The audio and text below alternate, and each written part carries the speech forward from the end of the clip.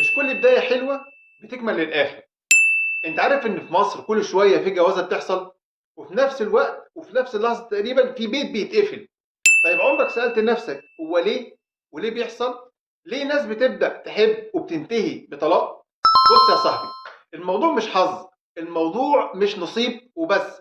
الموضوع الموضوع بتاع الجواز ده عبارة عن اختيارات. احنا بقينا بندخل الخطوبة من البداية كأننا بنتفسح، خارجين فسحة بنتمشى. مش كل اختيار بينفع.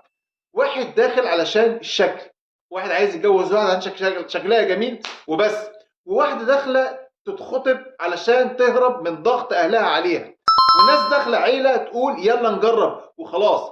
طيب ما طبيعي إن الجوازة أو الخطوبة دي تفشل أو تتفركش. انت لما تجاهلت العيوب في الخطوبة كنت فاكر نفسك انسان طيب. لا يا حبيبي، انت كنت بتهرب. وانت لما قلتي ده انا هغيره واخليه انسان كويس، انت كنت فاكرة نفسك ذكية. لا يا ماما، انت كنت بتحلمي. الحقيقة اللي محدش بيقولها ان الخطوبة مش مرحلة حب وبس. الخطوبة دي مرحلة كشف حقيقة.